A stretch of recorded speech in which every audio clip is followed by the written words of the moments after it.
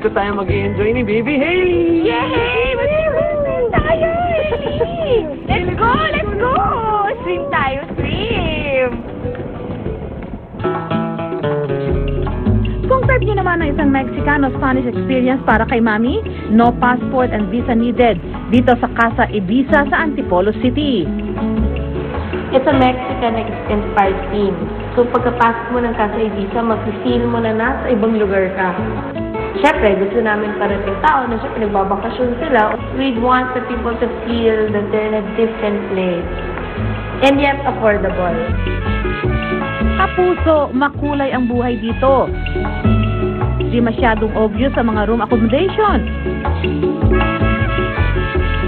Cabana at conference room, di ba? May kalesa rin na ready for your short resort tour, kasama ang thoroughbred na kabayo at ang pormadong hinete. Oo, Mano. Ano pangalan ng kabayo mo? Tiger Shark po. Tiger Shark. Wow, ang ganda naman ng kabayo mo. Naku, tara na. Parang excited na ako mag-ikot-ikot. Naku, pagpasensyahan niyo na itong asyenda ko kasi masyadong maliit eh.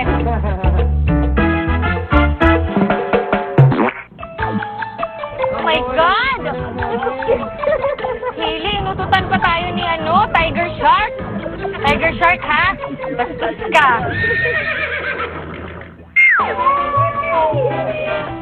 Swimming time naman para sa pamilya. Ito si Baby Gian, enjoy na enjoy sa kanyang first water experience. At maging ang first time mami na si Cherie, napa-emote na rin. In fairness, parang pandalaga pa ang kanyang sexy body, ha?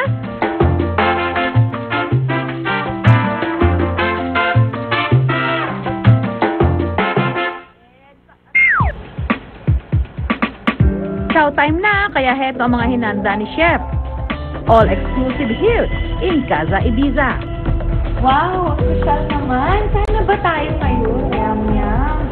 Mukhang napaka-special nitong regalo mo sa akin, ah. Siyempre naman, yum-yum.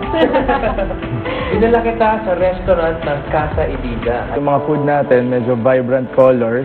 I played with orange, red, yellow. So this one is Medyo dilaw. tanige na nirap ko sa banana leaves. And then meron siyang ginger sa loob and chopped lemongrass or tanglad. And then it's under it is mashed sweet potato. And then yung yellow na sauce is actually ginger and tanglad coconut sauce. That one is Polynesian style barbecue na pork belly or liempo over puree ng kamote and squash. Parang ito mas dilaw, may squash pang halo. Squash pang halo. Ah, grabe. Medyo orange, Chef. Ito, medyo ibang pasta to Parang That is actually aligay pasta. Aligay linguine, yes. Dapat yata dito yan sa tabi ko. So, it's simple lang, garlic and then aligay. And then tinatos namin din yung pasta, salt and pepper. Yung isang yan is paella stuffed squid with aligay cream sauce. So medyo deadly yan. Favorite pang-diet yan. Pang-diet. Sige na, tikman nyo na yan. Hindi siya masyadong sweet, hindi rin sa maalat. Basta, ano siya, perfect. Perfect yung lasa Ito niya. ang gusto ko dito, yung amount of aligay na nilagay nyo, hindi siya masyadong marami. Kasi yung aligay maalat na talaga siya as is eh. Pero yung kumaga equal yung pagka-distribute, yung pagkahalo ng aligay. Ang nangyayari, pantay lang yung lasa niya.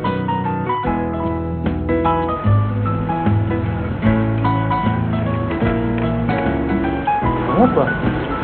Ay, sweet tooth si Chef. Kung special na treat ang gusto niyong gift para kay Mami, Antipolo City is the place to be. Woo!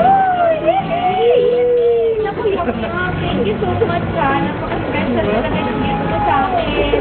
For Mother's Day. Di mo feeling. Oo nga eh. Naku, thank you. Ang sweet mo talaga. Siyempre, Mommy deserves the best and baby, Thank you talaga, Miss Susan. Ayos, effective. Maraming salamat. Oh, mga kapuso, kita-kita ulit tayo sa susunod na linggo para sa mga kwentong hitik sa kaalaman, nakalilibang at kapaki-pakinabang. Ako po, si Susan Enriquez, ang kumari nyo. Tandaan, kung beauty ang buhay nyo dahil sa linggo,